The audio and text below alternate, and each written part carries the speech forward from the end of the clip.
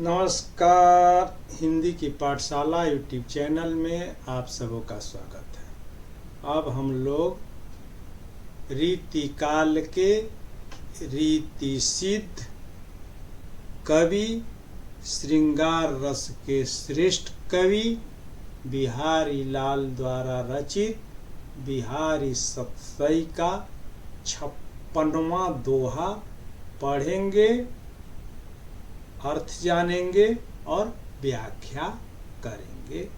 दोहा है, शीतलता अरु सुबास को घटे न महिमा मूर, पीनस बारें जो तजयों सो राजानी कपूर, सो राजानी कपूर।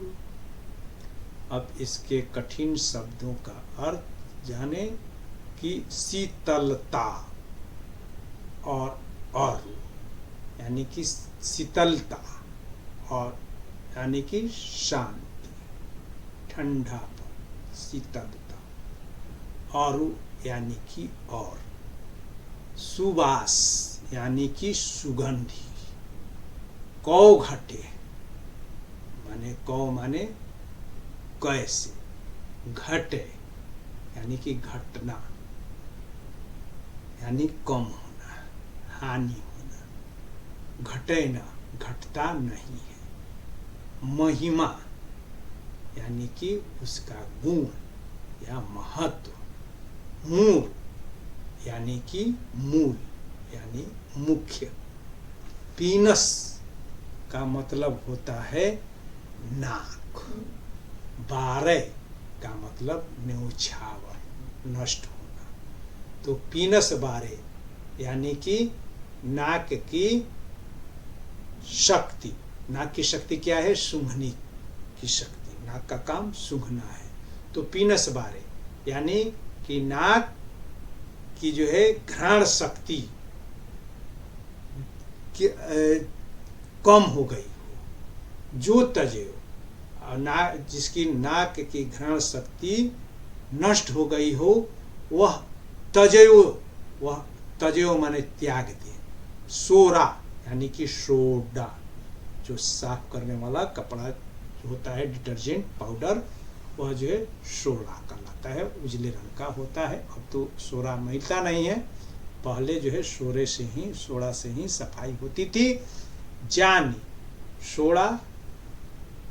सोडा जान करके, जानी माने जानकर, कपूर का मतलब कपूर, जो पूजा पाठ में हवन में जलाया जाता है, जिससे कि वातावरण सुगंधिमय हो जाता है, वही कपूर है। अब इसका जो है प्रसंग तो देख लिए कि यह नीति परक दोहा है, और इस नीति परक दोहे में कवि के अनुसार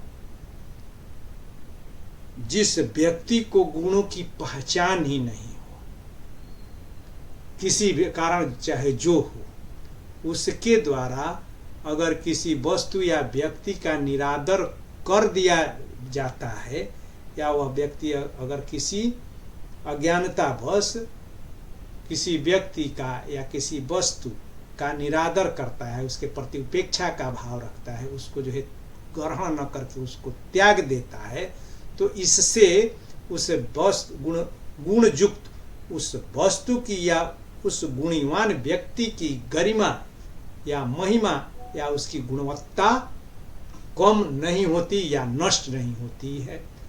तो प्रस्तुत दोहे में कवि ने यही भाव व्यक्त किया है। तो अब इसकी जो है व्याख्या, तो व्याख्या के अंतर्गत कवि कहता है कि यदि पीनस रोग वाला, अर्थात जिस व्यक्ति की घ्राण शक्ति अर्थात सूंघने की शक्ति समाप्त हो गई हो, और सूंघने की शक्ति के समाप्त होने या नष्ट होने के कारण वह कपूर को उसके रंग, कपूर का रंग भी उजला होता है और सोना का भी रंग उजला होता है, तो उसके रंग के आधार पर ही कपूर को भी अगर जो है सोडा मान ले और सोडा मान करके उसको अगर जो है त्याग देता है, तो इससे कपूर की महिमा या उसकी उपयोगिता या उसका गुण कम नहीं होता। क्यों कि जो है जो गुणी व्यक्ति है या जो गुण युक्त पदार्थ है और जो उसका मूल स्वभाव है, वह अपने उस मूल स्वभाव को नहीं छोड़ता है। व्यक्ति का स्वभाव है दया, कृपा, संतोष, विश्वास, कल्याण, तो अपने उन गुणों को वह नहीं छोड़ता है, चाहे कोई उसकी लाख बुराई करे। ठीक वैसे ही जैसे कि कपूर का मूल स्वभाव है सुगंधि प्रदान करना, शीतलता प्रदान करना, तो कपूर भी अगर उसको जो है सोडा मान करके त्याग ही दिया जाता है तो उससे कपूर की महिमा या गरिमा कम नहीं होती है। तो इस दोहे का अभिप्राय यह है कि कोई व्यक्ति किसी भी कारणवश किसी वस्तु या व्यक्ति के गुणों को आदर नहीं दे पाता है तो यह उस व्यक्ति की समस्या है, न कि उस गुणवान व्यक्ति की या गुणयुक्त पदार्थ की। उसके ऐसा करने से वस्तु की गुणवत्ता या व्यक्ति की महानता पर कोई प्रतिकूल प्रभाव नहीं पड़ता है।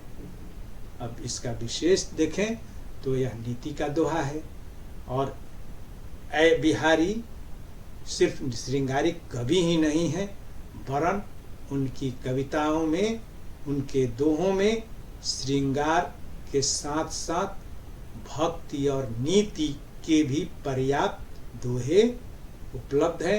उसी में से एक महत्वपूर्ण दोहा यह भी है।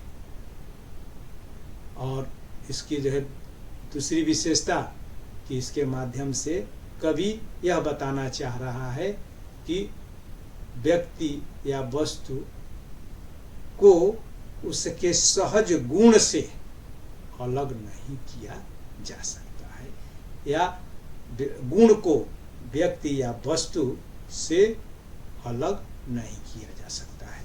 अब इसमें अलंकार तो कपूर के माध्यम से नीति की बात कही जाने के कारण इसमें अन्योक्ति अलंकार है और शीतलता और सुवास तथा महिमा मुरु में छेका नुप्रास अलंकार है।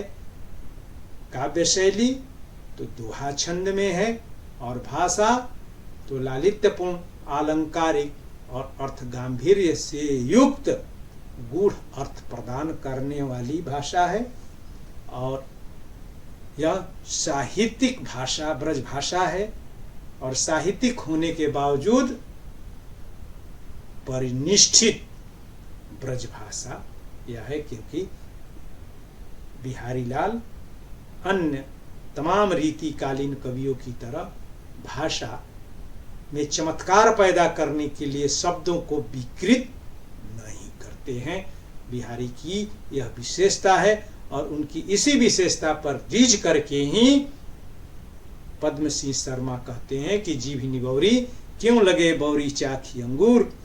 तो अन्य आलोचक इनके दोहों में गूढ़ अर्थों को देख करके, अर्थों की जो है व्यंजना को देख करके और बहुअर्थकता को देख करके